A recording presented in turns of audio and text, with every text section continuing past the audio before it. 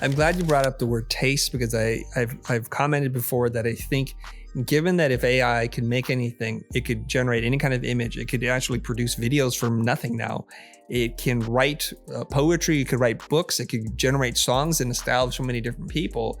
I think one of the biggest skills that you're going to need to have is a broad understanding of art, music, literature, history, with a heavy dose of, do you understand what good music sounds like? Do you know what a good poem sounds like? Because if it can make anything, then it's discernment between those things.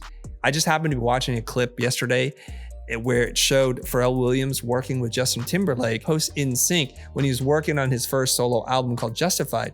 And Pharrell turns to the camera and says, "This is going to be hot. This guy's got really good taste. He's willing to push and try different genres, and he's so open." It's kind of interesting because that's a super old video, but it kind of brings these themes together.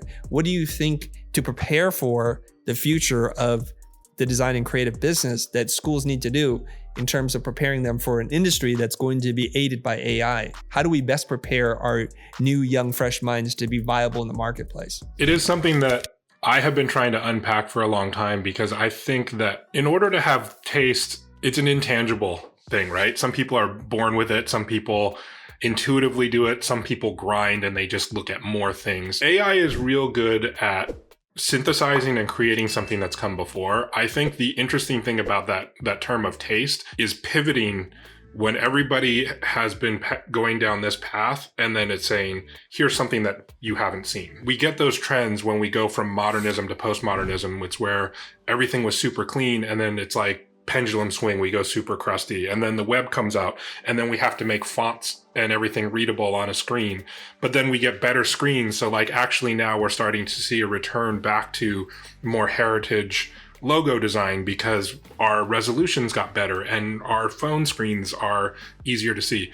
But it's being able to see and predict those things that I think is where a human right now still has the edge, right? Because it's being able to say that we're numb, right? And getting that overload and saying like, okay, even though we've seen that and everybody's doing this trend, let's try and buck that trend, or let's go against the grain.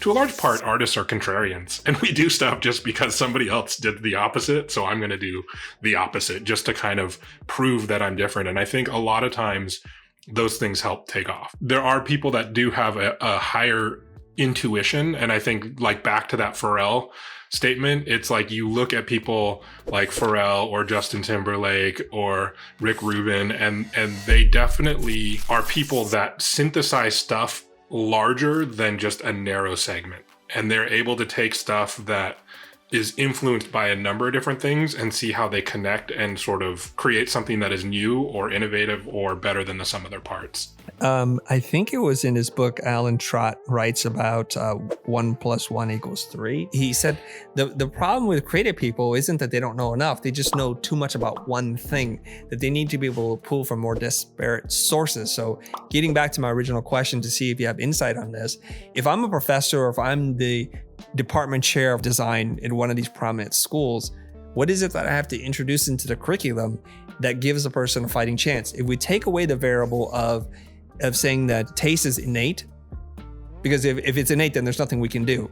But if taste is something that we can be taught, how do we have to change the program or adjust so that we're going to be okay for the next 10, 20, 30 years? Well, I mean, I think that's one thing too about starting to become more of a manager and art director and creative director too, is like trying to figure out how to foster that out of other people, right? So whether you're an educator or higher up, I'm trying to decode that as a curriculum assignment, right? Because the thing is, you really want to create an environment where people can sort of experiment and synthesize and play with things in order to come up with something new. I don't know. It's that thing. It's like if we could say, how do you teach taste? I think a lot more people would innately have that. I think it is doing the work and failing intuitively. It's like you touch the stove, it's hot, then I don't touch it again. So I did that thing, it was bad or ill received, I'm not going to do it again. So I think the system is set up already for that, in the idea of doing the work, doing the crits, getting the consensus. I think there are ways now with an expanded audience and with the internet is to see if there's like a wider net that we could throw these projects to, if there's ways that we can get more of a broader swash in our feedback loops. But yeah, I mean, if there was a silver bullet for taste, I think I would have tried to do that a long time ago myself. Well, maybe this is not good for me to admit, but I'm going to say it. I think for a period of time, I did not have good taste at all in many different things. And as an educator, as a person who's removed from the service space, I have to believe that this stuff can be taught, like everything. It's just that we don't understand things well enough. And I'll give you an example, and people are going to probably shriek at this.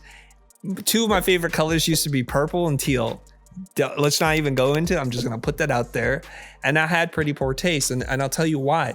I grew up in the Valley, in Silicon Valley, as a first generation immigrant. I wasn't exposed to art, architecture, photography, fine art, none of that stuff. And so I'm just kind of like a kid with Valley taste, right? And then I go to Art Center and I start to get exposed to the legends, the people who are written in the history books, and I start to understand things from a different perspective. And with increased exposure, I start to learn things. I take a nature materials class and they teach you how to fabricate a desk unit. So now you have an appreciation for craftsmanship because it's so hard to get a perfect edge. And then what I try to do with my own children is when we go out into the world, I expose them to things and I say, look how this is constructed. This is quality. This is not quality. And we keep going through that. That's good design. That's bad design. And so they start to train themselves. So I think in order for us to survive in this space into the future, we have to have really great history teachers who make this stuff come alive, because we need to know where things come from so that we can be precise in our prompt engineering. Or saying, I think it's a little bit of a Matisse, but in the early works with a little bit of like a Dadaist kind of approach. Put those two together and do it this way so that we have those reference points. Otherwise, the machine is leading the artist. I think we need to be heavy into rhetoric so we know how to speak, we know how to think critically, we know how to make an argument for things, and we need to, I think, enroll in critical dialogue and analysis so that when we look at a painting or we listen to a piece of music, we can break down the layers to understand the subcomponents so we know how they're arranged and why they work together so that we can do similar things, or at least direct a machine to do that. At least that was what I would throw out there.